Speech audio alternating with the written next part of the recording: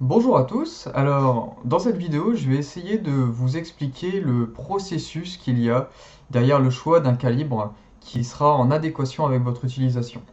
Alors ce qui se passe aujourd'hui, on entend beaucoup dans les stands de tir à la chasse, bon bah je vais prendre tel calibre parce que tout le monde a ça, ou bien simplement parce que j'ai un petit coup de cœur sur une carabine alors je vais plutôt prendre celle-ci. Mais on peut essayer d'avoir une démarche qui va être plus scientifique et qui va du coup nous permettre d'avoir une sélection qui va vraiment être en adéquation avec l'utilisation qu'on va en faire.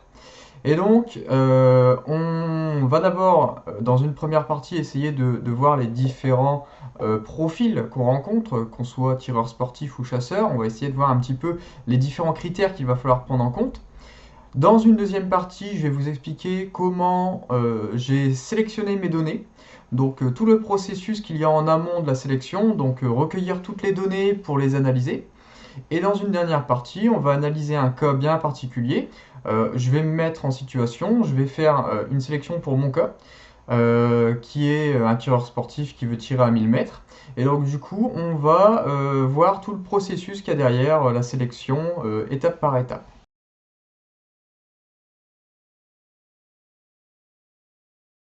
Afin de sélectionner efficacement votre calibre, il faut tout d'abord cerner votre profil, savoir exactement quels sont vos critères et dans quelle catégorie vous classez-vous.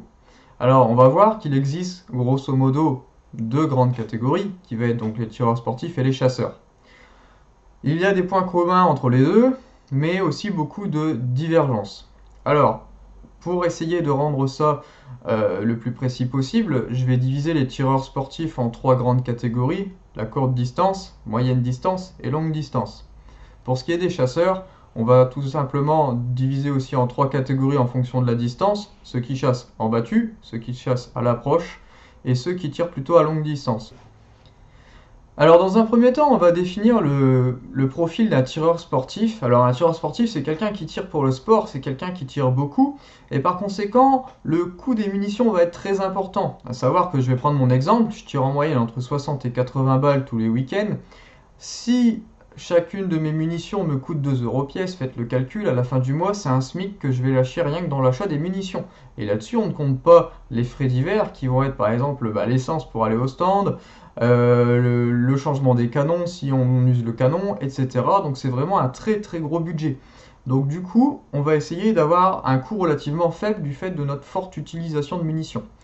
Maintenant, on va aussi regarder la disponibilité des éléments, puisqu'on a tendance à en tirer beaucoup, donc il faut pouvoir se réapprovisionner régulièrement. Et donc il faut vérifier que les stocks des fabricants, enfin surtout des distributeurs, restent importants. Ensuite, mon principal adversaire en tant que tireur sportif, c'est souvent le vent. Je sais à quelle distance je tire, je fais la bonne correction au niveau de l'élévation. Par contre, le vent peut parfois me surprendre. Une petite bourrasque et voilà mon projectile qui s'est décalé de quelques centimètres, voire plus, du côté du vent. Et donc du coup, l'important dans la sélection de mon calibre, ça va être de trouver un projectile qui tient bien face au vent. Je ne veux pas qu'à la moindre bourrasque, mon projectile soit complètement balayé et parte très loin. Donc, ensuite, c'est important de définir à quelle distance je veux tirer. Alors que je veux tirer à 200 ou 400 ou 500 mètres, quasiment tous les calibres à percussion centrale sont capables d'y aller. Si je veux tirer plus loin, on va essayer de regarder un peu plus en détail. Ce qui se passe, tout bêtement, une munition sera précise tant que le projectile va plus vite que, que la vitesse du son. Ce qui se passe, pour être très simple, lors du passage d'une vitesse supersonique à une vitesse subsonique, il y a un choc. Et souvent, le projectile est déstabilisé.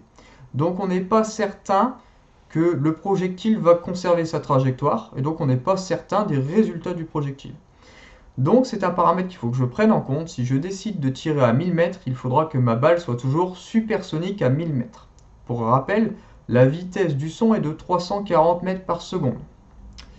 Alors ensuite, tirant beaucoup, il ne faut pas qu'à chaque fois que je tire, je me retrouve à prendre un gros coup dans l'épaule. Donc le recul de l'arme va être très important. Alors, le recul de l'arme va varier pour une même cartouche en fonction du poids du fusil. Ce que je vais regarder ici, c'est de comparer le recul de chaque munition et non pas de chaque fusil. Ça voudrait dire qu'à chaque fois, je devrais comparer pour différents poids. C'est très compliqué, on va simplement regarder la quantité de mouvement que délivre le projectile. On va ensuite regarder la performance, qui donc du coup va être plutôt la capacité à grouper. Alors, on va faire attention, on va relativiser. Une munition peut très bien grouper dans une arme et beaucoup moins dans l'autre. Donc forcément, ça dépend de la qualité des armes. Mais moi, ce que j'entends par performance, ça va être plutôt la capacité intrinsèque de la munition à faire de bons groupements. Donc notamment les munitions qui ont été faites pour ça, les munitions de bench rest, par exemple le 6 PPC, le 6 Norma BR, le 6,5 47 la POA, etc., qui sont de très bons calibres qui ont été spécialement développés pour le tir sur cible. Et dans un dernier temps, on va prendre la flèche. Alors la flèche ne va pas servir à beaucoup de personnes. Connaissant la distance, connaissant la chute, qui est relativement facile à calculer, je peux corriger sur ma tourelle pour tirer précisément. Ce qui se passe dans certaines disciplines, je dois tirer rapidement à des distances variables. Donc plus mon tir sera tendu, moins j'aurai de correction, voire ne pas être obligé de corriger, et donc plus je pourrai tirer rapidement. Maintenant, cette catégorie de tireurs est une catégorie qui est quand même relativement restreinte, et donc c'est quand même un paramètre que je mets, mais qu'on garde entre parenthèses, beaucoup d'entre nous s'en fichent. Alors je vais désormais m'intéresser aux chasseurs, et notamment aux chasseurs à courte distance qui chassent en battu. Alors la particularité de la chasse en battu, c'est qu'on a tendance à chasser de gros animaux qui sont à des distances relativement faibles. Donc pour tuer proprement l'animal, on a besoin d'une certaine énergie, d'une grosse énergie. Et donc on va plutôt comparer les énergies à la bouche. Ce qui se passe, pourquoi on regarde à la bouche? Puisque on tire tellement près que finalement, souvent l'énergie à la bouche, c'est à peu de choses à dire ce que l'animal va ressentir. Alors, encore une fois, il est important de regarder la disponibilité des munitions et aussi des composants de rechargement, puisque si vous choisissez un calibre un petit peu exotique, il n'y a rien qui vous dit que dans 5 ou 6 ans, vous soyez encore capable de l'alimenter. Ensuite, on va regarder le recul de l'arme. Si vous avez le droit de tirer plusieurs animaux et qu'une compagnie de sangliers arrive, si après chaque tir vous êtes complètement déstabilisé, eh bien vous aurez peut-être une chance d'en prélever moins que si vous aviez un calibre qui est un petit peu moins péchu, mais dont le recul vous aurait moins déstabilisé. Donc du coup, vous auriez pu plus facilement enchaîner les tirs. Alors maintenant, on va s'intéresser aux chasseurs à relativement longue distance, donc on va dire entre 50 et plusieurs centaines de mètres. Et encore une fois, c'est très important d'avoir des composants et des munitions pour alimenter son arme. Je me répète, mais c'est très important. Maintenant, ce qu'on va regarder, ça va plutôt être l'énergie développée à longue distance. Alors, pourquoi on va s'intéresser plutôt à l'énergie à longue distance plutôt qu'à l'énergie à la bouche? Parce qu'on va voir que toutes les ogives ne sont pas égaux concernant leur capacité à conserver l'énergie. Certaines ogives vont avoir tendance à dissiper plus vite l'énergie que d'autres. Donc, on va regarder à longue distance, puisque c'est ce qui nous intéresse. Moi, si l'animal est à 500 mètres, ce qui est important, c'est de regarder l'énergie du projectile à 500 mètres. On va aussi regarder encore une fois la tenue au vent, puisque j'ai rarement vu des chasseurs avec un anémomètre en train de compenser la dérive par rapport au vent. Donc meilleure sera la tenue au vent de mon projectile et meilleure sera ma chance, ma probabilité de toucher l'animal dans une zone vitale. Maintenant, on va aussi regarder la disponibilité d'ogives de chasse, puisque une ogive peut avoir différents rôles. Alors, on va voir certaines ogives qui vont être plutôt orientées vers le tir sur cible, dont la létalité n'a peu d'importance. Mais maintenant qu'on parle de chasser, il faut tuer l'animal, donc il faut avoir une énergie qui va se dissiper dans l'animal. C'est-à-dire que je ne veux pas que la balle passe juste à travers et qu'elle conserve quasiment toute son énergie. Non, c'est pas ce que je veux. Moi, ce que je veux, c'est délivrer une grande partie de l'énergie du projectile dans l'animal. Donc il faut que ce soit un projectile qui va avoir tendance à se déformer fortement et donc à libérer l'énergie cinétique du projectile dans l'animal pour vraiment essayer d'avoir une mort la plus nette possible.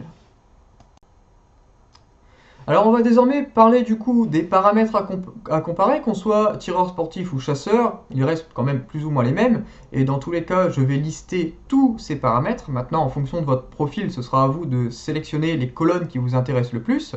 Donc la chute du projectile, qu'on va regarder en centimètres par rapport à une distance, donc je m'explique, le projectile va chuter lors de sa progression, et donc on va regarder cette chute en centimètres à plusieurs distances.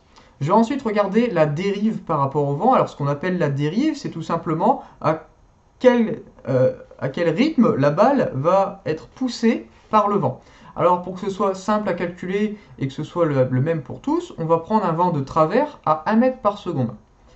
Alors ensuite, on va regarder l'énergie cinétique aussi bien à la bouche qu'aux différentes distances.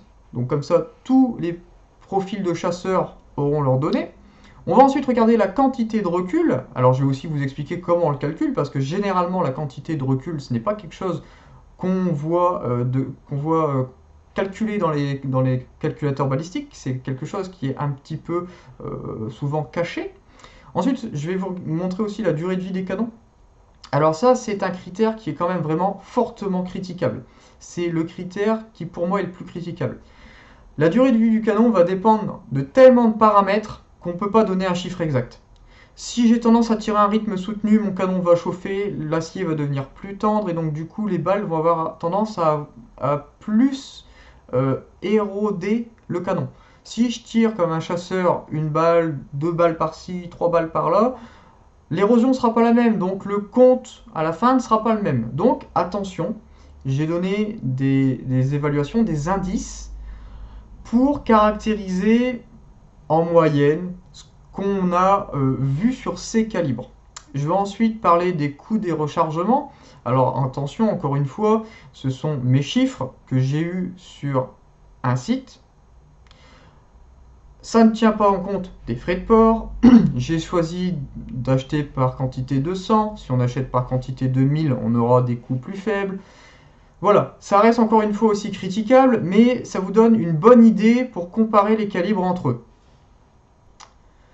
Donc, pour déterminer la chute de mon projectile, la dérive et l'énergie cinétique, j'ai besoin de quelques informations. Alors, ces informations, c'est le poids du projectile, puisque l'énergie est dépendante du poids. Petit rappel qu'on a sûrement vu pour beaucoup au lycée, énergie cinétique égale 1/2 de mv carré, m étant la masse, donc j'ai besoin de la masse du projectile pour trouver l'énergie. Ensuite, j'ai besoin du coefficient balistique du projectile. Alors qu'est-ce que c'est que le coefficient balistique? C'est tout simplement un indice. Plus cet indice est élevé, meilleures seront les capacités de l'ogive à conserver sa vitesse et donc son énergie. Donc, cet indice est important pour calculer la chute, puisque la chute va dépendre de la vitesse aux différents points de la trajectoire. Je vais aussi avoir besoin de ma vitesse de sortie, puisque plus mon projectile va sortir vite, plus la trajectoire sera tendue et plus j'aurai d'énergie. Et on va déterminer un 0. Alors ce qu'on appelle déterminer un 0, c'est simplement dire, voilà, ma lunette est réglée à une distance de 100 mètres.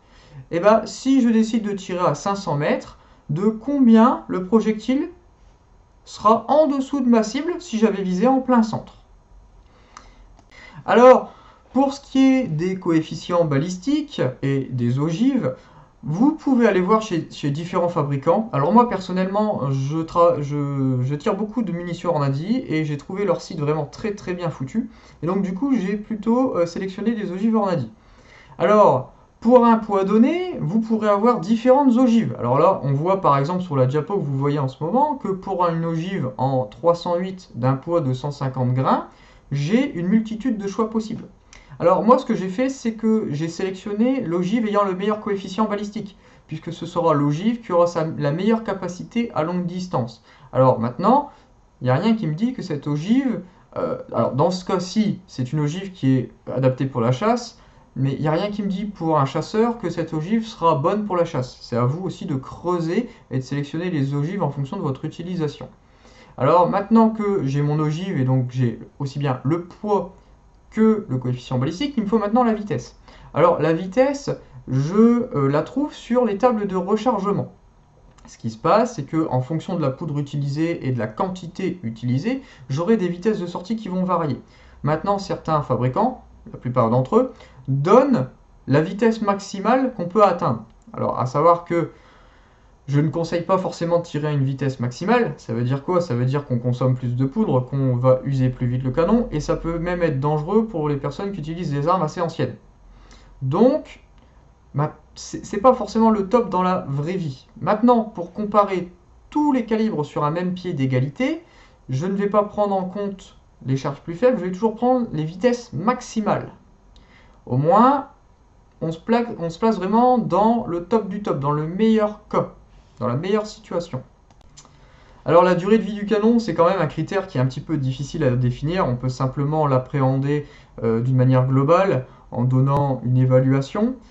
Certaines personnes et certains sites ont déjà essayé de caractériser un petit peu la durée de vie des canons. Je prends l'exemple de Bulletin Accurate Shooter, qui est un très bon site que je vous conseille vraiment. On apprend vraiment beaucoup de choses. Maintenant, il faut très bien comprendre l'anglais. On a remarqué que la durée de vie du canon dépendait du rapport entre le diamètre de la balle et la capacité de l'étui. Donc plus le rapport entre le volume et le diamètre est important, et plus on aura une grande capacité à user le canon. Donc pour lire le tableau que vous avez là, par exemple 222 Remington, qui se situe en haut de la table, a un rapport entre le volume et le diamètre relativement faible, et donc il aura une tendance à avoir une durée de vie du canon relativement importante. Maintenant, à contrario, si on prend le 7 mm Magnum, qui est l'avant-dernier en bas, et ben on voit qu'on a du coup une grosse capacité de poudre et un diamètre faible, donc du coup on a un rapport important, et on va avoir tendance du coup à avoir une usure vraiment très rapide du canon. Donc on ne peut pas donner de chiffres vraiment exact, ce serait mentir, et puis on prendrait quoi comme critère? Donc, c'est plutôt, voilà, on a tendance à avoir observé ce phénomène-là. Alors maintenant, la dernière catégorie qui va être le coût du rechargement. J'ai toujours travaillé pour un lot de 100, puisque pour une balle, c'est pas représentatif. Donc pour un lot de 100 sans amorce, sans dose de poudre, alors ayant trouvé précédemment nos vitesses maximales, on sait que cette vitesse maximale-là était donnée pour une charge de poudre, donc on va calculer le poids de poudre qu'on va devoir mettre, puis en fonction du prix de la poudre, on va pouvoir calculer combien ça m'a coûté de recharger mes 100 munitions. Et on va aussi prendre du coup 100 ogives. Forcément, on va avoir tendance à prendre les ogives qu'on a sélectionnées pour que ça tienne un peu la route, parce que si je prends une ogive et puis que je mets le prix d'une autre ogive à côté, ça veut rien dire. Et le dernier critère, ça va être les étuis. Alors attention, les étuis sont réutilisables. En moyenne, on peut tirer une petite dizaine de fois avec certains étuis, moins avec d'autres et plus avec d'autres. Pour que tous les calibres soient sur un pied d'égalité, je vous conseille de diviser le prix de vos étuis par 10, puisqu'en fait, ce prix que vous allez donner au vendeur quand vous allez acheter vos étuis, au final, vous n'allez pas tirer 100 balles avec, vous allez tirer 1000 balles, puisque chaque étui est réutilisable une dizaine de fois. Donc attention, prenez-le bien en compte dans le choix, dans le calcul de vos coûts. Donc pour récapituler, je sélectionne mes ogives. Alors on va essayer de prendre des ogives ayant des poids variables. On va en prendre une légère, une moyenne et une lourde. Ensuite on va du coup définir les coefficients balistiques de ces ogives. Alors je vais sélectionner chez un fabricant, à vous de choisir le fabricant que vous préférez. J'ai une préférence pour Hornady, ça ne tient qu'à moi. Ensuite je vais en déduire les vitesses en fonction de ces poids. Donc ces vitesses sont lisibles dans les tables de rechargement. Donc ayant sélectionné mes ogives et je connais mon coefficient balistique, je connais aussi ma vitesse de sortie qui me viennent de mes tables de rechargement, donc je suis capable de déterminer la chute du projectile. Maintenant, il faut que je fixe mes conditions météorologiques pour que tous les calibres soient comparés sur un même pied d'égalité, qu'ils opèrent tous dans les mêmes conditions. Moi, par exemple, j'ai décidé de faire à une température de 20 degrés, à une pression de 1013 hectopascales, 50% d'humidité. Voilà, au moins, tout le monde est sur le même pied d'égalité.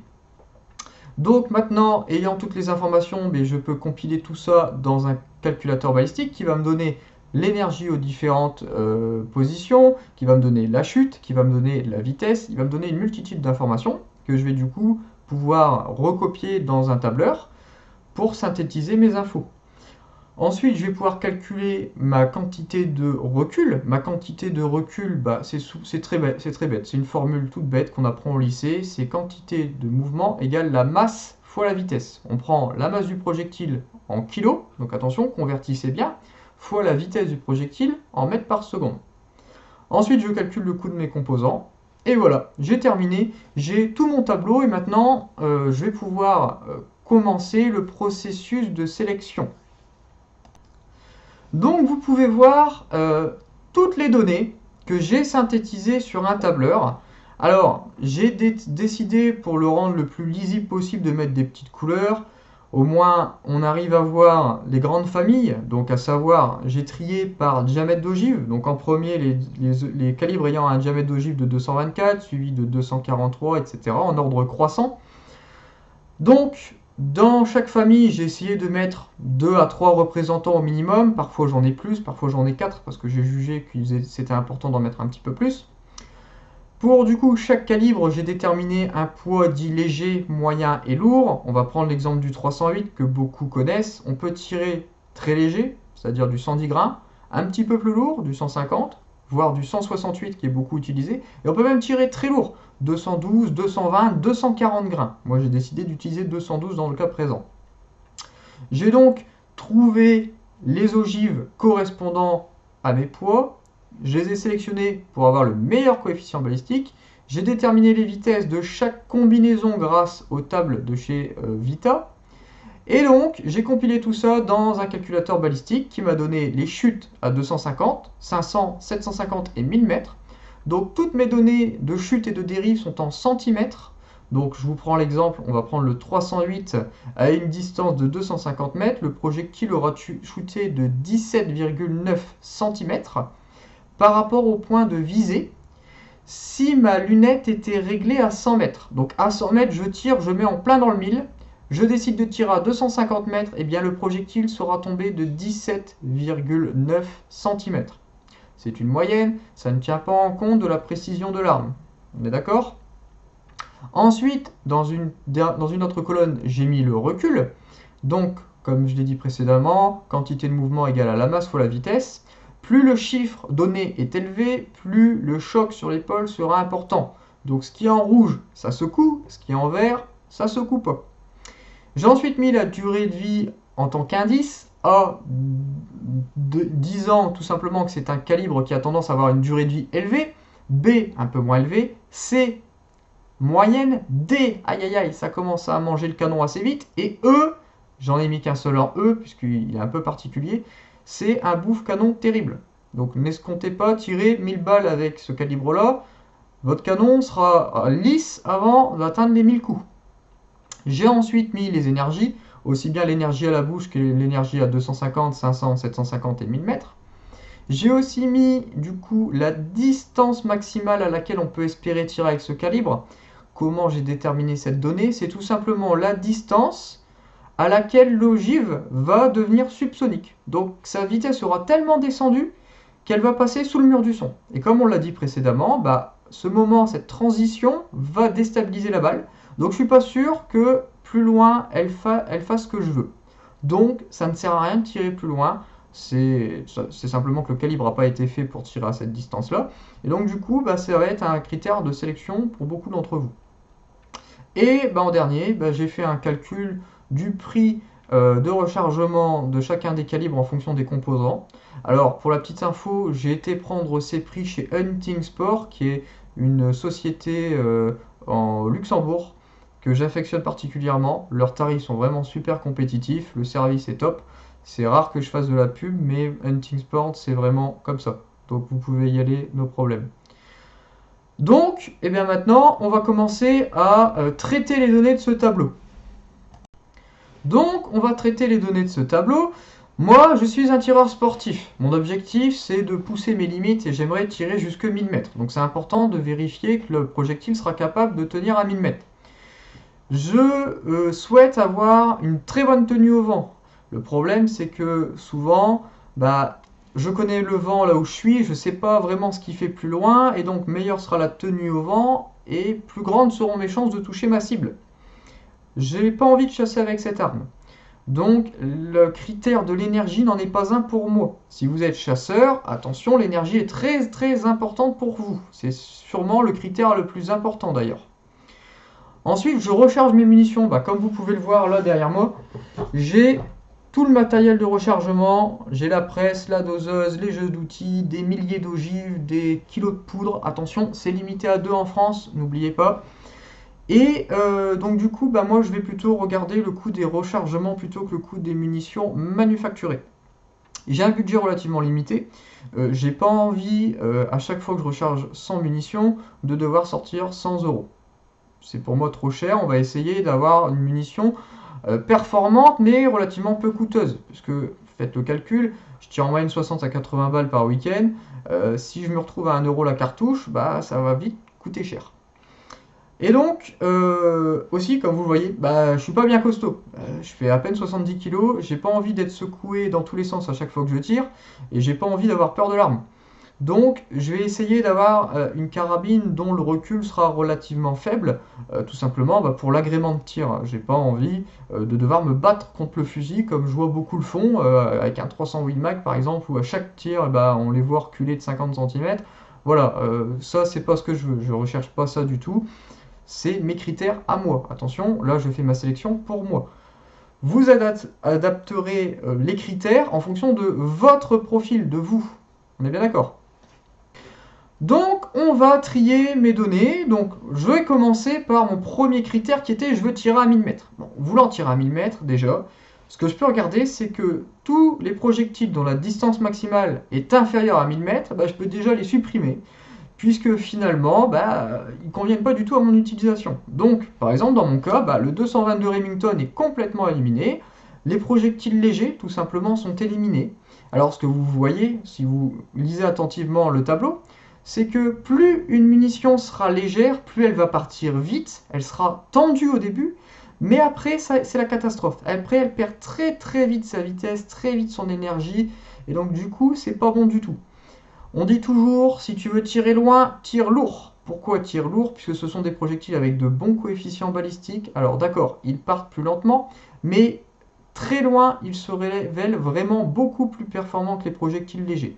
Donc là, par exemple, le 223 Remington avec les projectiles légers, ça dégage. 22-250 avec les projectiles légers, c'est pareil. Donc en calibre 243, le 6BR avec les munitions, les ogives légères en 65 grains et 87 grains, la même chose. 243 en 65 grains, ça part. 240 Weatherby Magnum en 65 grains, ça part. Le 6,5 47, le 260 Remington et le 6,5 55 suédois partent avec le projectile en 95 grains. Le 270 Win avec le projectile de 110 grains. Étonnamment, tous les 7 mm restent. Donc, on sent déjà que c'est des calibres qui ont vraiment de bonnes capacités à longue distance, parce que même les plus légers vont jusque 1000 mètres. Donc déjà, c'est un bon point pour eux. Ensuite, bah pour tout ce qui est les calibres 308, alors aussi bien le 308 Winchester que le 30-06 que le 308 Mag, le projectile de 110 grains n'est pas du tout adapté pour tirer à ces distances-là, donc il est éliminé. Donc il me reste désormais un certain nombre de combinaisons entre les calibres et les ogives. Je vais les conserver, et maintenant j'introduis mon deuxième paramètre de sélection qui est la dérive par rapport au vent. Je veux une dérive minimale. Alors quand j'observe mes données, je me rends compte que j'ai des chiffres qui vont... alors, le minima étant pour le 7 rhume, qui est donc de 29 cm à 1000 mètres. C'est vraiment une dérive qui est très très faible pour un vent d'un mètre par seconde. C'est impressionnant, c'est des chiffres qui sont incroyables. Et le maximum étant pour le 222 Remington de 162 cm. Donc on voit qu'il y a une grande plage.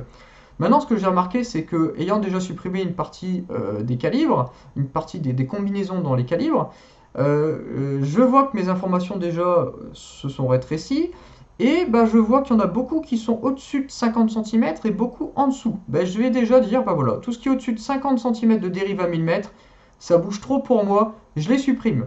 Donc en faisant ça, je viens de supprimer tous les 224. Donc le 223 Remington et le 22-250 sont hors jeu. Le 6 Norma BR est hors jeu, le 243 Winchester est hors jeu. Les ogives d'un poids moyen en 264, donc c'est-à-dire les 123 grains, sont toutes éliminées également. Il ne reste plus que les projectiles lourds en 147 grains. Le 270 Win est entièrement éliminé. Alors dans les 7 mm, ce qu'on voit, bah, c'est qu'on commence à taper dans le vif là. Les 7 mm n'avaient pas été touchés lors de la première sélection, là il commence à y avoir des dégâts. Donc les projectiles en 139 et en 150 grains ne sont plus valables dans le 7,08 ni dans le 7,64. Concernant le 7 Remington Magnum, il n'y a que le 139 grains qui est supprimé. le 150 grains étant poussé tellement vite, il est sous la barre des 50 cm à 1000 mètres. Le 7 rhume est encore une fois non impacté. Pour l'instant, pas de dégâts pour lui, il est toujours là. Le 308 est entièrement éliminé. Et là, ça doit être une surprise pour beaucoup d'entre vous. On entend toujours parler du 308, 308 ceci, 308 cela, on en entend à toutes les sauces. Et ben regardez là ici, le 308 est entièrement éliminé. Que ce soit des balles légères ou des balles lourdes, ça bouge vraiment trop à 1000 mètres par rapport au vent. Donc, pas de 308. Donc pour ceux qui auraient choisi la facilité de faire comme tout le monde, de prendre un 308 pour cette utilisation, ça aurait été une grosse bêtise. Alors, je dis pas, hein, c'est capable d'aller à 1000 mètres. Maintenant, les performances ne seront pas aussi bonnes que d'autres calibres qui seront plus performants que le 308 à 1000 mètres. Le 30-06, ben, il ne nous reste plus qu'un seul projectile, le projectile de 212 grains. Tout le reste a été éliminé. Et il nous reste deux projectiles en 308 mag, donc le projectile de 212 grains et le projectile de 168 grains. Alors maintenant, je vais du coup regarder un nouveau critère qui va être le coût. Comme je l'ai dit précédemment, je ne veux pas me ruiner en tirant. Et donc, quand on regarde la colonne de droite, je vais avoir tendance à supprimer les combinaisons de calibre projectiles qui coûtent les plus chers. Donc déjà, le 308 mag consomme énormément de poudre. Il coûte très cher, il est supprimé. Le 30-06, même topo. Le 7 rhume coûte très cher aussi. Alors le 7 rhume, lui, va coûter très cher. Pourquoi? Parce que ce sont des étuis qui coûtent très très cher. En fait, le 7 rhume n'existant pas en étui déjà tout prêt, on doit prendre un étui de 375 Holland, le modifier pour pouvoir l'utiliser en 7 rhume. Le problème, c'est que les étuis de 375 Holland coûtent très cher. Et donc, par conséquent, le coût du rechargement explose.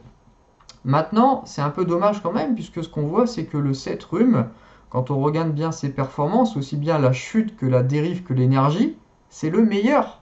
C'est le top du top dans les calibres que je compare ici. Attention, je ne dis pas que c'est le top du top dans tous les calibres. Le top du top dans ce que j'ai comparé ici, qui sont les calibres les plus courants. Alors, maintenant, on va du coup passer à notre quatrième critère, qui va être cette fois-ci la durée de vie du canon. Donc vu que je tire beaucoup de projectiles vont passer par mon canon, et donc je ne veux pas qu'au bout d'à peine 1000 coups, mon canon soit mort. Donc on va regarder cette fois-ci la durée de vie des canons. Donc déjà il m'en reste plus beaucoup, puisqu'on a vu qu'on a déjà fait pas mal le tri. Et donc dans ce qui reste, je vais décider de supprimer les rince-canons. Donc c'est-à-dire ceux dont l'indice de durée de vie sera le plus élevé, c'est-à-dire là ici la lettre D. Et ce qu'on retrouve dans la lettre D, ce sont tout simplement les calibres Magnum. Donc tout le monde le sait, enfin beaucoup savent que les calibres Magnum ont tendance à rincer très vite les canons. Donc c'est pour ça qu'on voit que le 240 Weatherby Magnum a été éliminé, que le 7 Remington Magnum a été éliminé, et le 6,5 284 a été éliminé. Alors le 6,5 284, ce n'est pas un calibre Magnum, mais il a une capacité de poudre qui est vraiment largement supérieure à ses autres concurrents en 6,5. Et donc c'est pour ça qu'il a tendance à bouffer très vite les canons. Alors en plus de ça, plus vous bouffez vite votre canon, et plus souvent vous devez le changer. Et attention, il ne faut pas oublier qu'un canon, ça coûte, un bon canon de qualité coûte facilement entre 600 voire des fois 1000 euros. Et donc, n'oubliez pas aussi que si vous voulez pousser plus loin, vous pouvez impacter la durée de vie du canon sur le coût de vos rechargements, puisque au final, arrivé à un certain nombre de coups, vous allez repayer un canon. Vous pouvez vous dire, voilà, ce coût du canon, je vais le répartir sur chacun de mes rechargements. Ça revient au même au final. Mais au moins, ça vous donne une idée de à quel point cette arme va vous coûter cher.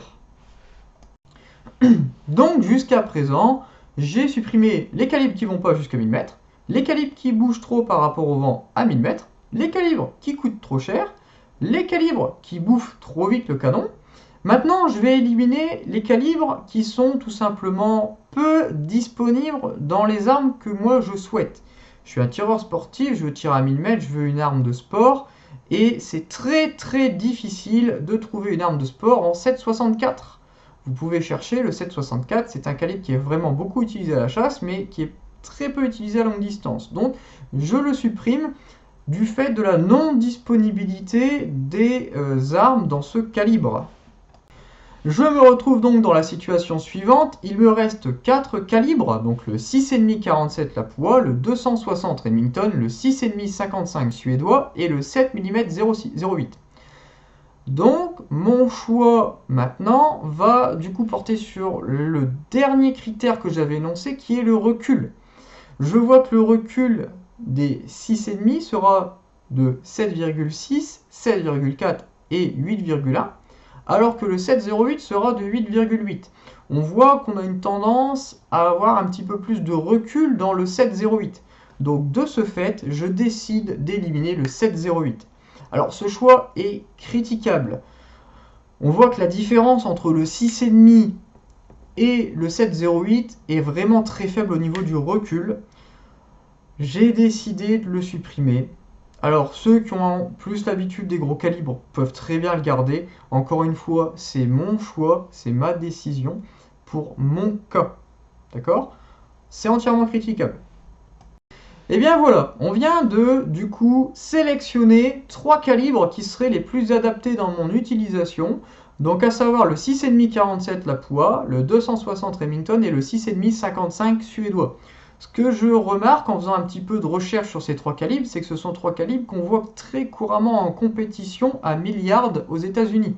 Donc, sachant que les Américains ont toujours une certaine avance sur nous, faut le dire, concernant les armes, du coup, je pense que cette décision de sélectionner ces 3 calibres est vraiment pertinente. En plus de ça, ce qu'on remarque, c'est que ce sont 3 calibres qui utilisent des ogives en 6,5. Et donc, finalement, c'est bien puisque ça regroupe une certaine famille. Donc là, on voit que les 6,5 ont de très bonnes capacités à 1000 mètres. Alors maintenant, voilà, ces 3 calibres sont tout à fait pertinents. Maintenant, je peux aller plus loin. Je peux voir encore d'autres éléments. Je peux comparer la qualité des composants, la disponibilité des outils de rechargement, les réputations, mais aussi la disponibilité d'armes dans ces calibres. Si par exemple, je suis un fanat de Tikka et que je veux une Tikka, vous verrez que vous aurez des Tikka en 6,5 55, mais j'ai jamais vu de Tikka en 6,5 47 Lapua. Donc ça peut aussi être un critère pour vous aider à choisir maintenant parmi les meilleurs calibres, ceux dont vos carabines préférées seront chambrées. Et bien pour mon cas, finalement, le vainqueur sera le 6,5 47 Lapua. Alors pourquoi j'ai décidé de choisir ce calibre? Déjà, c'est un calibre qui a été créé spécialement pour faire du tir sur cible. C'est un calibre créé par Lapua en partenariat avec une société suisse qui est particulièrement connue dans le monde de la compétition pour les armes de très haute qualité. C'est aussi la durée de vie des étuis qui m'a séduit, puisque j'ai lu dans beaucoup de forums américains, sur beaucoup de sites, comme quoi les étuis Lapua en 6,5 47 sont d'une excellente qualité. J'ai vu beaucoup de témoignages comme quoi leurs étuis avaient duré plus de 25 rechargements. Donc il faut se dire que le coût du rechargement va être du coup beaucoup plus faible, puisque avec 100 étuis, je peux en théorie recharger 2500 munitions, ce qui est relativement énorme.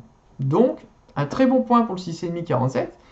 Et puis en plus de ça, j'ai eu la chance de saisir une très très bonne occasion sur internet, une carabine avec un canon match en 6,5 47 Lapua, avec une très bonne lunette Night Force, une NXS 5,5 22-56, donc le top du top. Et donc c'est aussi ça qui m'a permis de démarquer ces 3 calibres et de choisir le 6,5 47 Lapua.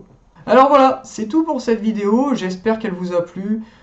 N'hésitez pas à mettre un commentaire en bas, vraiment mettez un commentaire constructif. J'ai vraiment envie de faire des vidéos sur différents domaines, aussi bien la sélection de munitions que le rechargement, que les techniques de tir, que la culture générale dans le domaine du tir. Vraiment, j'ai envie de voir plein de domaines. Donc si vous pouviez me donner des critiques constructives, ça m'aidera pour plus tard faire de meilleures vidéos. J'espère en tout cas que ça vous a plu. N'hésitez pas à venir sur la chaîne et voir les autres vidéos. Merci à tous et puis bon tir à tout le monde.